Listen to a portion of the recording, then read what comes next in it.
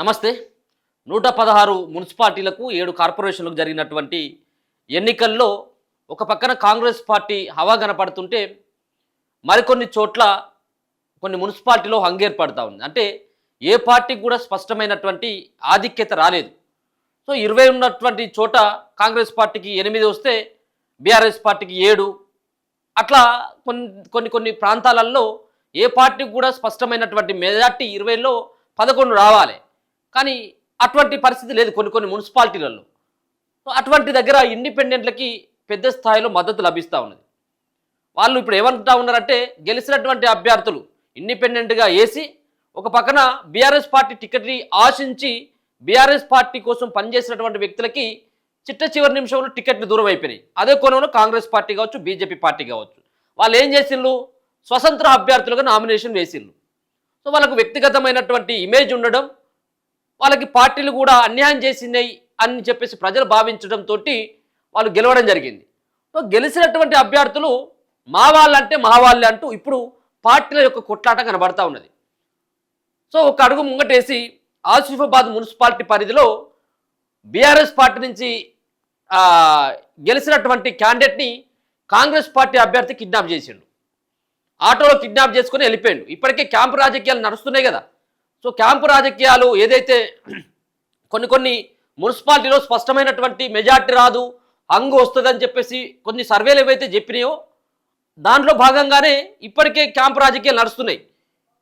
ఇక మరో పక్కన ఇక ఫలితాలు వెలువడిన తర్వాత కొన్ని చోట్ల అనుకూలించకపోవడం, అధికారంలో కాంగ్రెస్ పార్టీ ఉండడంతో ఇండిపెండెంట్లకు కావచ్చు, ప్రతిపక్షమైనటువంటి బీఆర్ఎస్కో బీజేపీ పార్టీకి సంబంధించినటువంటి వ్యక్తులకి గాలం వేసేటువంటి పనిలో కొంతమంది కాంగ్రెస్ పార్టీ వాళ్ళు కొంత దూకుడుగా అయితే ఉంటా ఉన్నారు. ఎందుకైనా కానీ కొంత కాంగ్రెస్ పార్టీకి అనుకూలంగా ఉంటుంది, అధికారంలో ఉన్నటువంటి పార్టీ కాబట్టి ఖచ్చితంగా ఆ పార్టీ వైపే వెళ్ళాలని చెప్పేసి ఇండిపెండెంట్గా గెలిచినటువంటి వ్యక్తులు ప్రయత్నాలు చేయడం సహజం. అది కాంగ్రెస్ పార్టీ కావచ్చు, అది బీఆర్ఎస్ పార్టీ కావచ్చు, ఇంకే పార్టీ అయినా కావచ్చు. అధికారంలో ఏ పార్టీ ఉంటే ఆ పార్టీకి అటువంటి ఇది కలిసి వస్తుంది, అధికారంలో ఉండడం కలిసి వస్తుంది. సో దాంట్లో భాగంగానే ఈ పరిణామాలంతా కూడా కిడ్నాపులు కావచ్చు, వాళ్ళందరినీ కూడా రహస్య ప్రాంతాలకు తరలించడం ఇదంతా నడుస్తుంది. కేవలం కాంగ్రెసే కాదు, మిగతా పార్టీలు కూడా కొంత ఇబ్బంది అయితే మళ్ళీ ఇటువంటి పరిణామాలు ఎదురైతే కావచ్చు, కిడ్నాపులో లేకపోతుంటే మభ్యపెట్టో నయానో భయానో ఇచ్చి మా పార్టీ అభ్యర్థులను కొనేటువంటి అవకాశం ఉంటుంది అని చెప్పేసి భావించినటువంటి అన్ని పార్టీలు కూడా ఇటువంటి ప్రయత్నమే చేసినాయి. ఇక దుబ్బాకలో ఏమైంది, దుబ్బాక మున్సిపాలిటీలో ఒక ఆసక్తికరమైనటువంటి సంఘటన చోటు చేసుకుంది.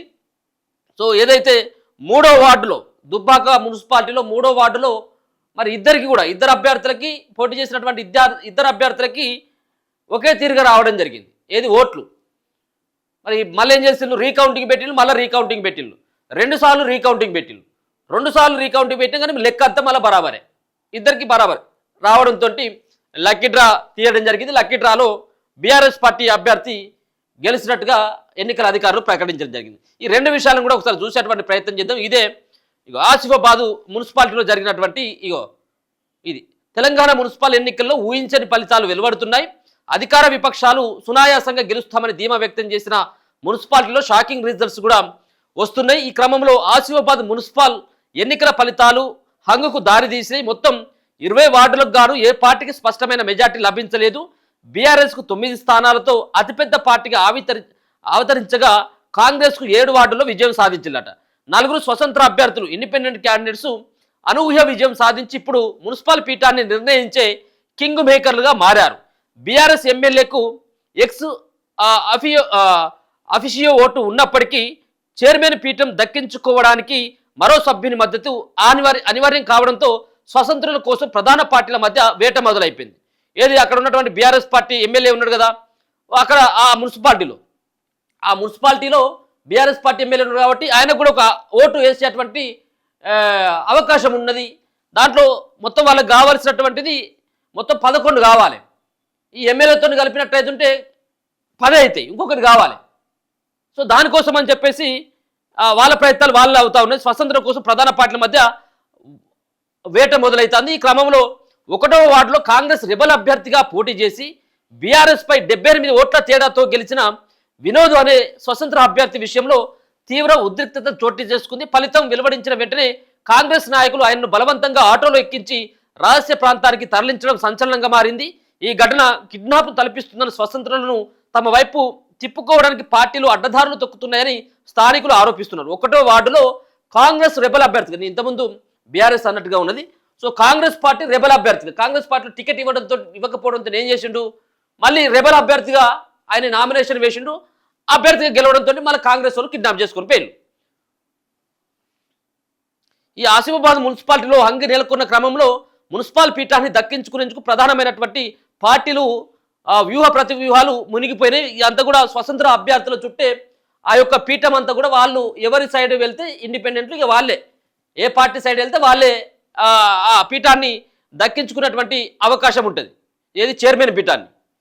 కాబట్టి ఇప్పుడు దీంట్లో మరిగా ఏమున్నది, 16వ తారీఖు వరకు టైం ఉన్నది. 16వ తారీఖు వరకు టైమే ఉన్నది. ఈ మున్సిపల్ చైర్మన్లను అలాగే ఈ మేయర్లని ఎన్నుకునేటువంటిది 16వ డేట్ ఉన్నది. మళ్ళీ 16వ తారీఖు నేరుగా ఉన్నటువంటి కౌంటింగ్ కేంద్రం దగ్గరికి వచ్చినా కానీ మనసు మార్చుకునేటువంటి అవకాశం కూడా ఉంటుంది ఖచ్చితంగా ఏదో రకంగా. చూడాలి మరి. 9 వార్డులు గెలిచినప్పటికీ ఇప్పుడు ఇంకా ఎమ్మెల్యే యొక్క బలం అదనంగా ఉన్న 10 అవుతుంది ఏది బీఆర్ఎస్ పార్టీకి. కాబట్టి దీంట్లో కూడా స్వతంత్ర అభ్యర్థి చాలా కీలకమే. ఇక కాంగ్రెస్ పార్టీ కావాలంటే 7 మాత్రమే గెలిచింది, వీళ్ళకు 4 కావాలి. 4కి మరి స్వతంత్ర అభ్యర్థులు 4 వస్తారా, లేదా ఒక్కరు అటు పోయినా కానీ అయిపోతుంది కదా బీఆర్ఎస్ పార్టీ సైడ్. చూడాలి ఇది ఎట్లా ఉండబోతా ఉన్నది. ఈ యొక్క ఆసిఫాబాద్ మున్సిపాలిటీలో ఏ విధమైనటువంటి పరిణామాలు ఉంటాయో కూడా చూడాలి. ఇది ఇట్లా ఉంటే ఇక్కడ దుబ్బాకలో లక్కీ డ్రాల, దుబ్బాక మున్సిపాలిటీలో 3వ వార్డులో ఉత్కంఠ పోరు. బీజేపీ బీఆర్ఎస్ అభ్యర్థులకు సమానంగా ఓట్లు రావడంతో అధికారులు 2 సార్లు రీకౌంట్ నిర్వహిస్తే ఫలితం మారకపోవడంతో చివరకు లక్కీ డ్రా తీసిండ్రు. సో లక్కీ డ్రా తీసేసరికి ఏమైంది, చివరకు లెక్కింపు పూర్తయ్యేసరికి 2 అభ్యర్థులకు సమాన ఓట్లు రావడంతో అధికారులు ఆశ్చర్యపోయారు. అభ్యర్థుల విజ్ఞప్తి మేరకు ఎక్కడ చిన్న తప్పు కూడా జరగకూడదన్న ఉద్దేశంతో ఎన్నికల అధికారులు 2 సార్లు రీకౌంటింగ్ నిర్వహిస్తే, అయితే 2వసారి కూడా లెక్కిస్తే ఫలితం ఎలాంటి మార్పు రాలేదు. ఫలితంలో లక్కీ డ్రా తీసిండ్రు. అయితే ఎన్నికల నిబంధనల ప్రకారం ఓట్లు సమానంగా వచ్చిన నేపథ్యంలో విజేతను లక్కీ డ్రా ద్వారా ఎంపిక చేయాలని నిర్ణయించారు.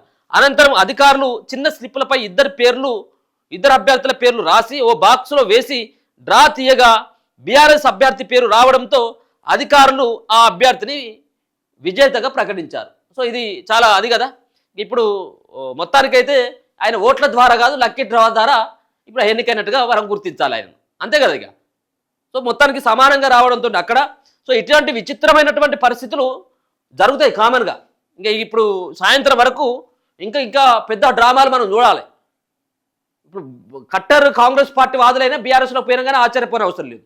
ఇక బీఆర్ఎస్లో మొదటి నుంచి జెండా పట్టుకొని మోసినటువంటి వ్యక్తులు కాంగ్రెస్కు మనం పోయినా కానీ దాంట్లో ఎట్లాంటి అతిశక్తి లేదు. ఇక పోతారు, ఎందుకంటే అంతిమంగా అధికారం కావాలి, అంతిమంగా పైసలు కావాలన్నటువంటి ఉద్దేశం ఉంటుంది. కాబట్టి వాళ్ళకు ఎవరు ఏ పార్టీ ఎక్కువ పైసలు ఇచ్చినా, ఏ పార్టీలో కొంత ప్రయారిటీ ఇచ్చినా ఆ పార్టీలోకి వెళ్ళిపోతారు. ఇక పార్టీలో వాళ్ళు ఉన్నారా అంటేనే అంతిమంగా ఏ విధంగా మనం ప్రజాప్రతినిధి కావాలి, ఏ విధంగా మనం ప్రజల్లో ఉండాలి, ఏ విధంగా సంపాదించుకోవాలన్నటువంటి ఉద్దేశంతో ఉంటారు. కాబట్టి సో కొంత ఇటువంటి పరిణామాలు మనం చాలా చూడబోతా ఉన్నాం. సో ఇది మొత్తానికైతే ఎన్నికలలో, మున్సిపాలిటీ ఎన్నికల్లో జరుగుతున్నటువంటి తీరు.